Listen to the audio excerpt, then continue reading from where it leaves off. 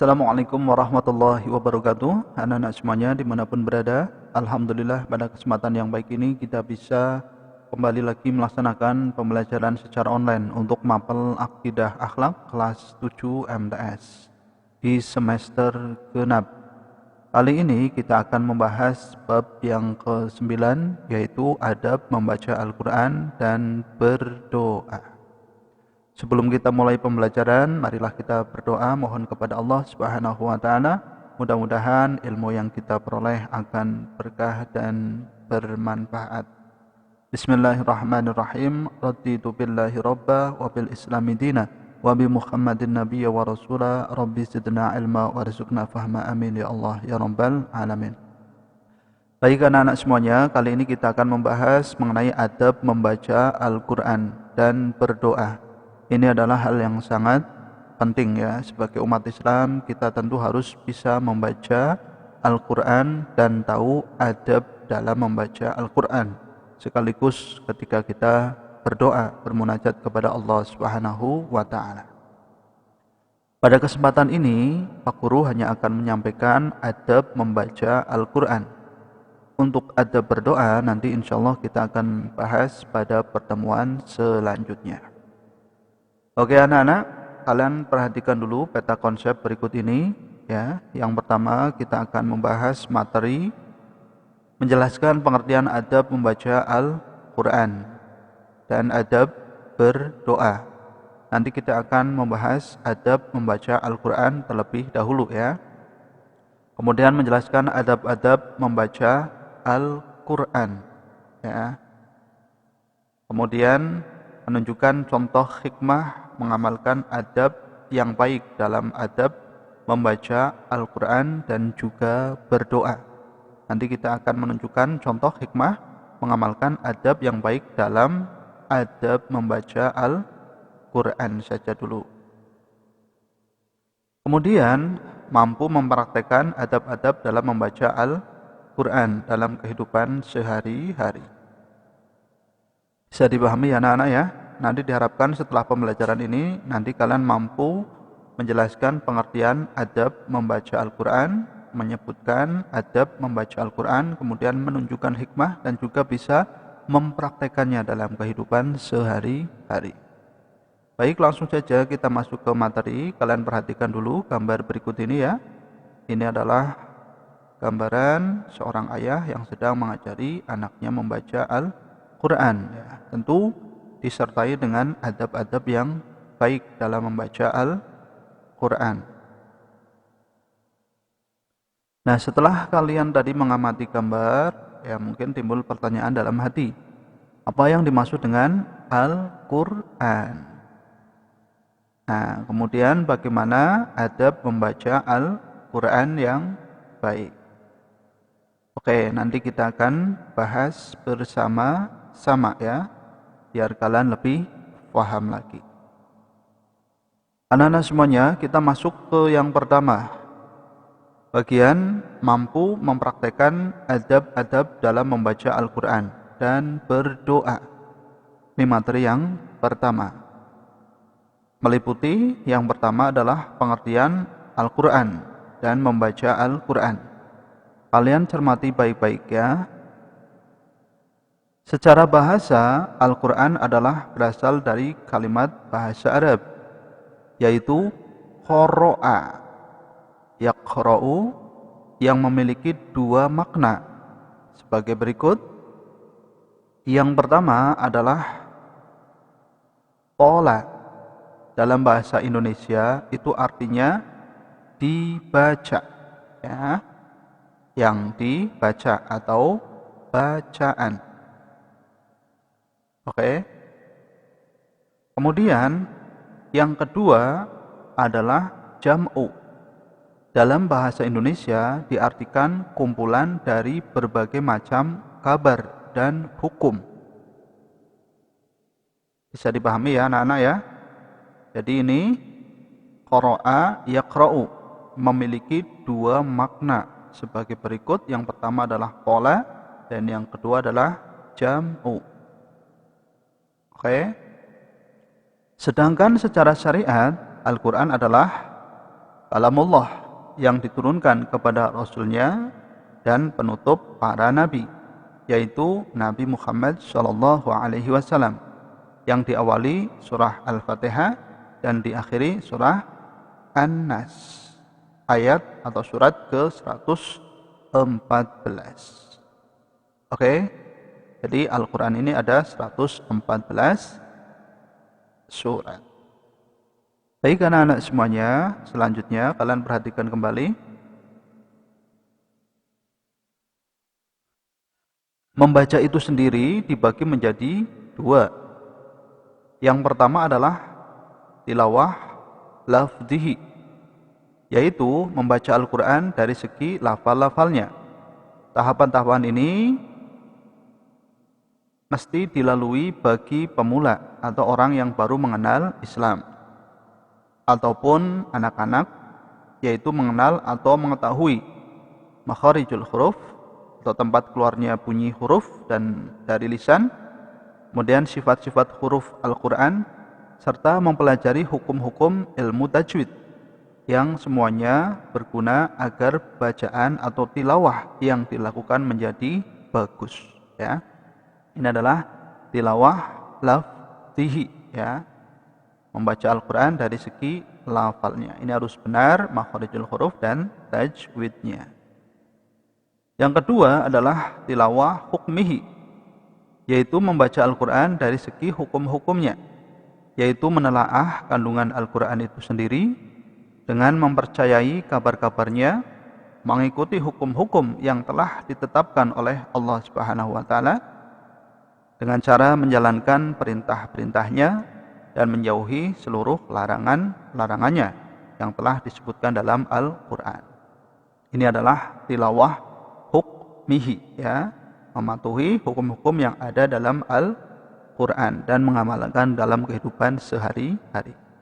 Oke anak-anak, bisa dipahami ya? Baik, kalau sudah paham, kita lanjut. Lalu apa kewajiban-kewajiban umat Islam terhadap Al-Quran? Yang pertama adalah beriman terhadap Al-Quran, ya. Konsekuensi seorang mukmin terhadap Al-Quran adalah mempelajarinya, membacanya sekaligus mentadaburinya untuk mendapatkan nasihat dan pelajaran yang ada di dalamnya. Karena salah satu sifat Al-Quran sebagai mau'izah atau nasihat, pelajaran, sebagaimana firman Allah Subhanahu wa Ta'ala dalam Al-Quran surat Yunus ayat 57. Ayo kita baca bersama. Bismillahirrahmanirrahim. Ya ayyuhan nasu qad ja'atkum mau'izatum min rabbikum wa shifaa'un lima fis sudur wa hudaw wa rahmatul lil mu'minin. Yang artinya, hai manusia, sesungguhnya telah datang kepadamu pelajaran dari Tuhanmu dan penyembuh bagi penyakit-penyakit yang berada dalam dada, dan petunjuk serta rahmat bagi orang-orang yang beriman. Ya, ini jelas. Jadi kewajiban yang pertama sebagai umat Islam adalah beriman terhadap Al-Quran. Kemudian yang kedua adalah menjalankan perintah Al-Quran. Setelah diimani dan diketahui hukum-hukumnya, maka kewajiban kedua adalah menjalankan perintah-perintah Al-Quran, sekaligus menjauhi hal-hal yang dilarangnya, kemudian mendakwahkan ke seluruh umat manusia. Hal itu dimulai dari diri sendiri, kemudian keluarga, dan seterusnya. Hal itu walaupun hanya satu ayat. Sebagaimana sabda Rasulullah SAW berikut, balighu anni walau ayat,